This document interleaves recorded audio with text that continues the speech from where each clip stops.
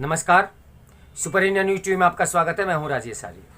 आइए देखते हैं विशेष समाचार। राजभाषा की स्वीकार्यता का सवाल। हिंदी के प्रयोग की धीमी गति पर त्वरा प्रदान करने में केवल संवैधानिक प्राविधान सफल नहीं हो सकते। हिंदी को राजभाषा की संवैधानिक प्रतिष्ठा और मान्यता तो 1949 में ही मिल गई थी, किंतु इसे व्यावहारिक रूप प्रदान किया जाना अभी भी शेष है।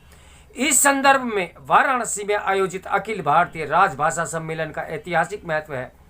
यह अनुभवों में से सिद्ध हो चुका है कि राजकाज में हिंदी के प्रयोग की धीमी गति को त्वरा प्रदान करने में केवल संवैधानिक प्राविधान या कानून ही सार्थक सफल नहीं हो सकते। कानूनी प्राविधानों के अंतर्गत पूरे देश को कै खे गै क्षेत्रों में बांटकर राजभाषा के रूप में हिंदी के प्रयोग और विभिन्न व्यावहारिक प्रतिबंधों जैसे राजभाषा अधिनियम के अंतर्गत निर्धारित 14 प्रपत्रों को मूल या अनुमोदित रूप में हिंदी में जारी करने के प्राविधान धीरे धीरे अमल में लाए जा रहे हैं। परंतु इस प्राविधान को पूर्ण रूप से व्यवहार में लाने के लिए समर्पित प्रयासों की आवश्यकता लंबे अरसे से अनुभव की जा रही है। कानूनी प्राविधानों के तहत ऐसे सभी प्रपत्रों, सूचना, निविदा, विज्ञप्ति, कार्यवर्त, आदेश, नामपट, ज्ञापन, संकल्प, अधिसूचना आदि को राजभाषा में न जारी करना दंडनीय है, किंतु व्यवहार के स्तर पर यह मान्यता महत्व रखती है कि दंड के माध्यम से राजभाषा को 100% लागू करना उचित और संभव नहीं है। प्रयोजन मूलक भाषा प्रयोग के स्तर पर कर्मियों, अधिकारियों में एक लगाव या समर्पण की भावना उत्पन्न करना दंड से कहीं अधिक प्रोत्साहन से संभव है। भारत संघ गणराज्य की भाषा हिंदी और वर्तनी देवनागरी, किंतु धारा 348 में उच्च और उच्चतम न्यायालयों में कामकाज, दावे, बहस और निर्णयों की भाषा के रूप में अंग्रेजी को मान्यता दी गई। इसके अपवाद सामने आ रहे हैं। कुछ समय पूर्व जब इलाहाबाद उच्च न्यायालय के न्यायमूर्ति प्रेम शंकर गुप्त ने हिंदी में चर्चित फैसला सुनाया तो न्यायपालिका में एक नई भाषाई चेतना का संचार हुआ था। हाल में ही चेन्नई में श्री महामहिम राष्ट्रपति रामनाथ कोविंद जी ने भारतीय भाषाओं में न्याय और निर्णय उपलब्ध कराए जाने की आवश्यकता पर बल दिया। भारत जैसे जैसे संस्कृति की विविधता वाले देश में व्यवहार के धरातल पर एक राजभाषा की स्वीकार्यता अपेक्षाकृत अत्यंत कठिन कार्य कर रहा है। महात्मा गांधी ने राष्ट्रभाषा बिना राष्ट्र गूंगा है कहकर जिसे चुनौती का उल्लेख किया था, उसका हल ढूंढने की दिशा में एक महत्वपूर्ण पड़ाव राजभाषा को लागू किया जाना है।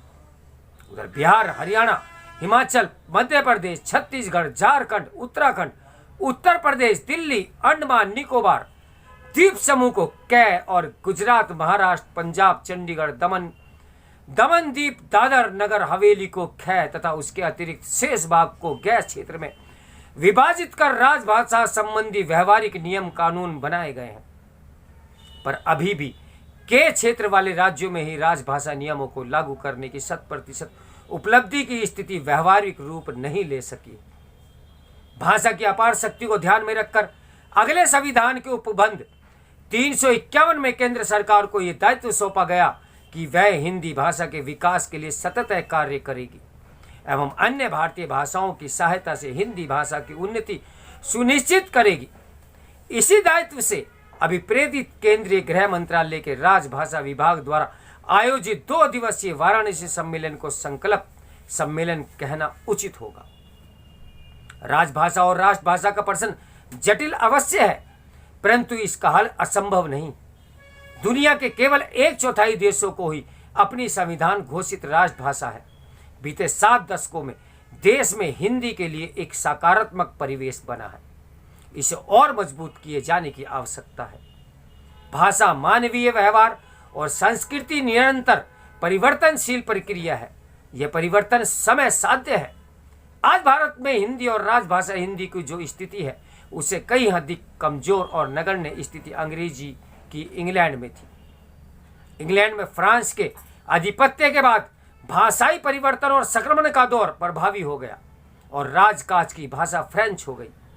सभी सरकारी राजकाज और सामाजिक गतिविधियां फ्रेंच में होने लगी। सरकारी नौकरियों में फ्रेंच की अनिवार्यता ने अंग्रेजी को पीछे धकेल दिया था। एक दौर था जब अंग्रेजों के लिए फ्रेंच भाषा का प्रयोग सम्मान का विषय बन गया था। खुद अंग्रेज सिर्फ नीचे तबके के अशिक्षितों, श्रमिकों, नौकरों और बंधुआ मजदूरों से अंग्रेजी में यानी बातें करते थे। अंग्रेजी एक तरह से गंवारों की भाषा समझी जाती थी। 350 साल के लंबे संघर्ष के बाद अंग्रेजी न्यायालयों की भाषा बनी।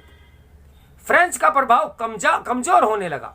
तब अंग्रेजी की जगह लैटिन और ग्रीक भाषाओं का दौर आया। सदियों के लंबे विरोध और संघर्ष के बाद अंग्रेजी इंग्लैंड में केवल राजकार्य ही नहीं बल्कि विश्व की संपर्क भाषा को रूपांतरण ले सकी। स्पष्ट है कि हिंदी को व्यवहारिक राजभाषा का स्थान दिलाने के परिणामों में लंबा समय लगने से हताश होने की आवश्यकता नहीं है। संयुक्त राष्ट्र की 7वीं भाषा के रूप में हिंदी को मान्यता दिलाने का अथक प्रयास जारी है।